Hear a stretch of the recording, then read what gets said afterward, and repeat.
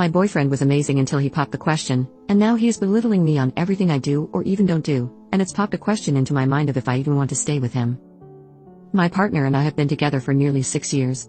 He has honestly been the most amazing, wonderful, and supportive person in my life. He doesn't just make me happier, he makes me healthier. He's been absolutely fantastic in every way imaginable. About 2 years ago, we had the big marriage talk. We were both honest about what we wanted.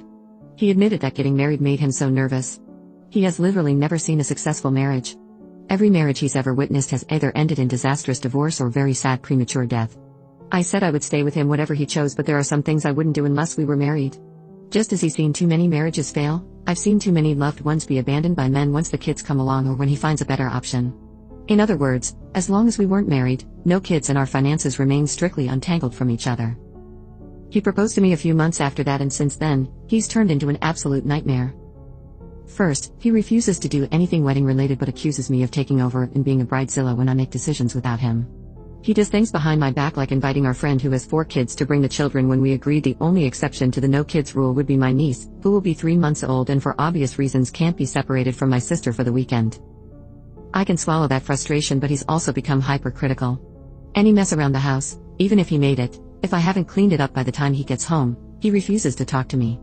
I work from home, so I usually do a lot of the chores like the dishwasher in my lunch break, but sometimes I don't have time. This is a busy time of year, and while my job is usually constrained to the 9 to 5, in the last few weeks I've had to work until 8 or 9.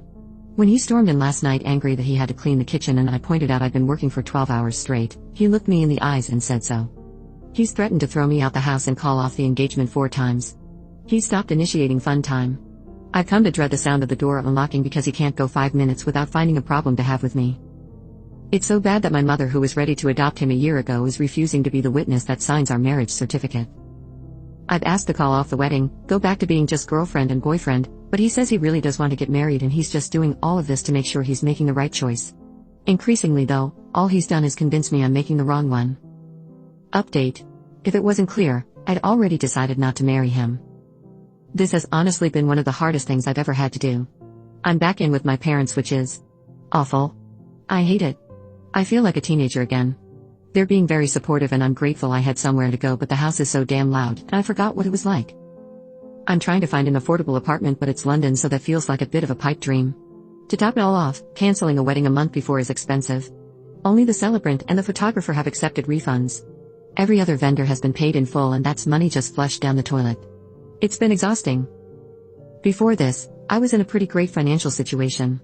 I had savings and a plan and a house and a financially stable partner. Now I have less than 1/10 of my savings, nowhere to live, and no real prospect for the future. It's not easy processing losing him, not easy at all. I'm still in the part where everything makes me cry and you feel like someone has taken scissors to your soul, but I've experienced both grief and breakups. I know this feeling will eventually fade, even if it might never completely disappear. When it's mixed in with the relief of being able to exist without criticism every 5 minutes, I'm hopeful it will pass sooner rather than later.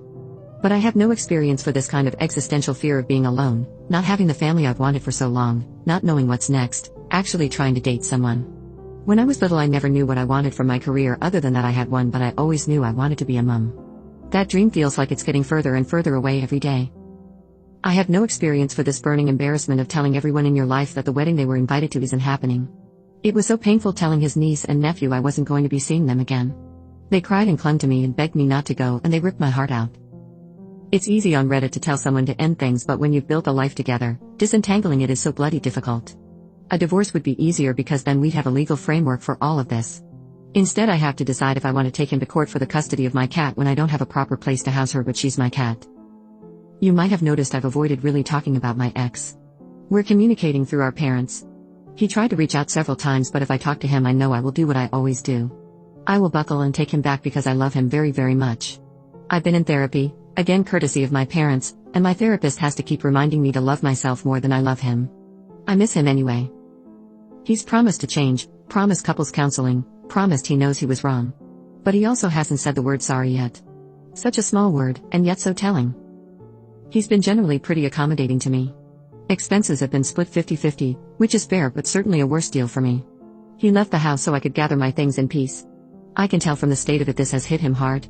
The cats have been the only sticking point, and I understand why. The house is old and creaks. Being there alone isn't fun. Neither of us liked it when we were alone, and a large part of the reason we got cats was for the company at night when the other was away. I'm sorry if this wasn't the update you wanted to hear. My mind is all over the place.